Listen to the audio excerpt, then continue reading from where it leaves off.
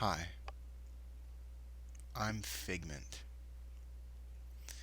Long time no see, YouTube. It's been a minute, I know. I missed last week, that's for sure. And that's because I've been really busy. A friend of mine is working on a indie game, and he asked me to put together some music for some boss battles and other parts of the game. So I've been really busy working on that. But on top of that, while working on those projects, I had a audio core overload, which is no good, and I blew out some equipment. So I've been spending at least the last 48 hours trying to do those repairs, and it's just been a really hectic week, to put it lightly. So I didn't want to leave you guys hanging. I figured I'd give you something to hold you over. So I put together this uh, really short and quick tune, um, and I'm just gonna kind of walk you through briefly the elements of the song and kind of show you a little bit of how I put it together. And I use that word song lightly because this is just something this is just a little um, a doodle, if you will, you know. Okay, it's pretty simple. It's drums, bass, melody, and a vocal sample that I use over and over again throughout the song. Um, so I will play these parts for you individually and briefly explain them, and then I'll play the whole arrangement. So the first one I'll show you is this vocal sample here. Dad! Oh my god! Dad! Oh my god! Dad! Oh my god! Yep. Pretty simple Rex file. I guess you just saw it cycling through it. I'm a big fan of the Dr. Octo Rex. It's a bizarre loop audio mangler device that I use for so many things, but uh, I used it again here for this drum part. It's cool because you can use it in a loop sense, like I did here. Wait, where the hell is my thing?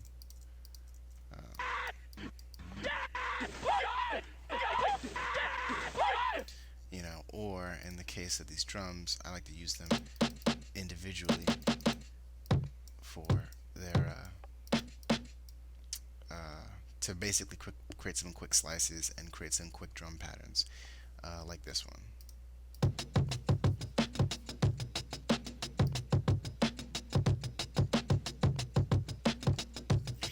I ran it through some screams to beef it up.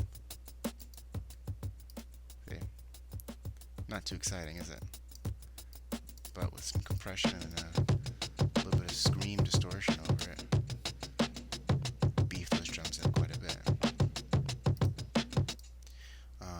The next part is the bass, which is basically comprised of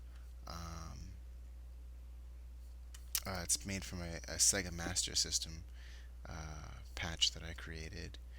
If you watched my one of my early videos on chiptune template, this is pretty much the exact same template. I just tweaked it slightly so it fit the Master System specifications.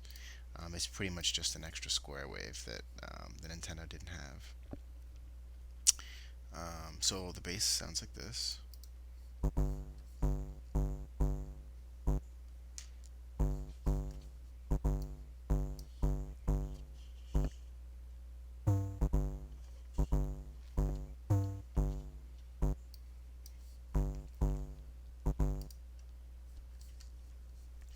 And last but not least is the melody of the song, which I created using another Sega Master System template. I keep hitting the button instead of hitting show devices. Yep, so it's the same setup. The only difference is I put a mouse shim in here. I know it says LFO1. Sometimes I use it for its LFO, but right now I'm using it for its filters. No, no, I am using it for its LFO. That's cool. I guess I was right with that labeling. So I'm using this mouse drum just as an extra LFO because I guess I was running out. Um, it's really just intervals that I play around with, but I put a gated filter on it so it gives it this kind of gated filter effect.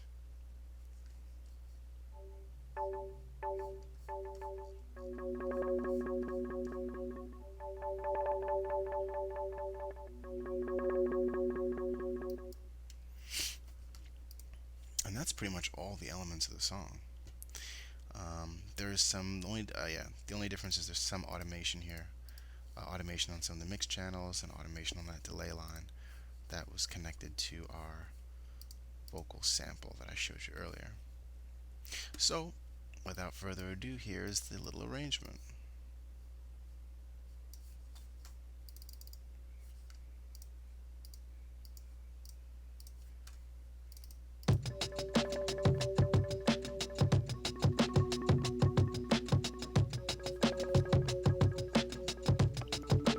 Oh my god! Yes! Oh my god! Yes! Oh my god! Yes! Oh my god! Yes! Oh my god! Yes! Oh my god! Yes! Oh my god! Yes! Oh my god! Oh my god! Oh my god! Oh my god! Oh my god! Oh goddamn! Why didn't you back me up? He freaking backed up all. Oh my god. Oh my god. Oh.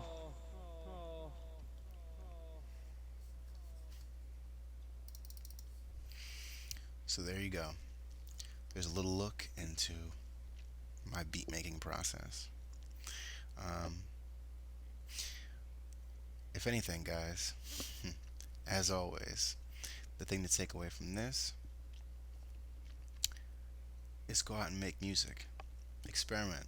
Play around with automation. Play around with vocal samples and drum patterns and synthesizers. See what you can come up with. Until then, I'll talk to you guys later.